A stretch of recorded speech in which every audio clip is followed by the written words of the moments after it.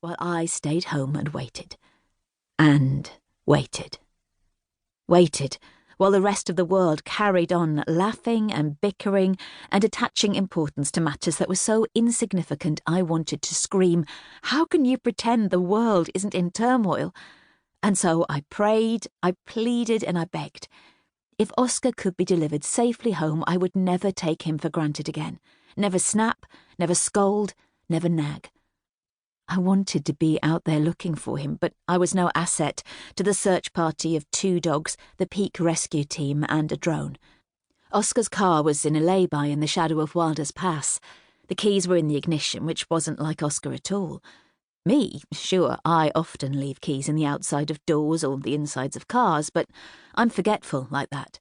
Oscar remembers everything. The names of his employees' kids, the number plate of his first car, even the way someone slighted him 8 years ago.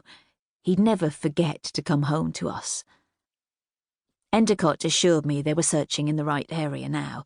It was a matter of time, and a matter of clinging on to the little hope we had left. But with plenty of crags and caves, Oscar could be anywhere.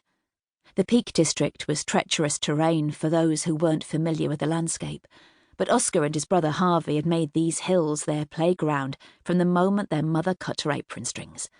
The limestone valleys of the White Peak with stepping stones across rivers, and the dramatic ridges and gritty moorland of the Dark Peak made up over 500 square miles of land, and somewhere in the midst of it all, my husband was waiting for me to find him and bring him home.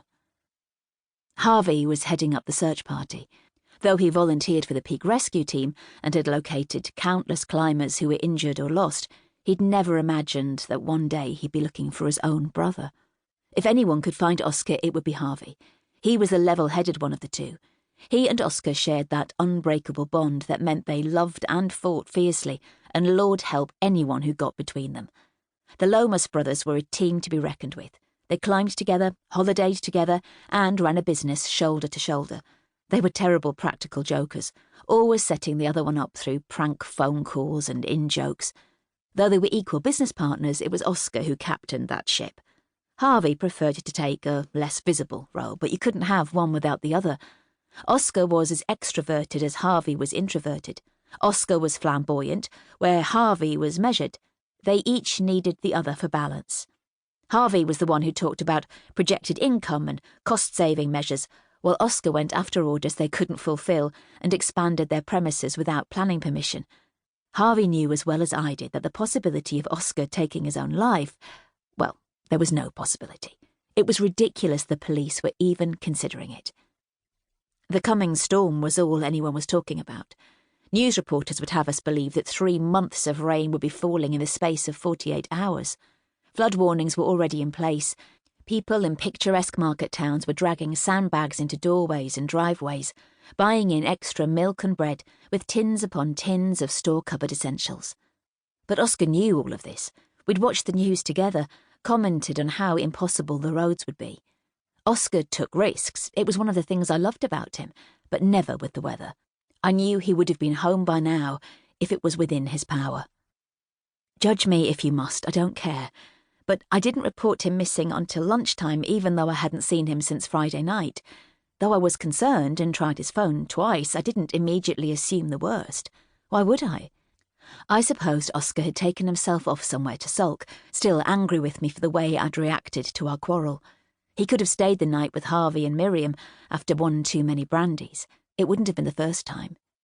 "Have you checked with family and friends?" Endicott asked. No one has heard from him since Friday night, when his brother spoke to him on the phone. His parents are on their way up from Cornwall now. They've not heard from him at all this week. There's not really anyone else to call. They're a tight-knit family. Sorry, not they, I mean we. DC Endicott said I had to be patient, and as anyone who knows me will tell you, patience is something I excel at. There's power in my patience. No one can bide time, fill time, or spend time as I do. Patience brings all good things to bear, and as my father used to say, time has a way of burying your enemies. I'd just taken a dozen lemon and blueberry muffins out of the oven. They were cooling alongside the tray of chocolate brownies. Oscar would be hungry when he came home. I bake. It's what I do. I bake to celebrate, to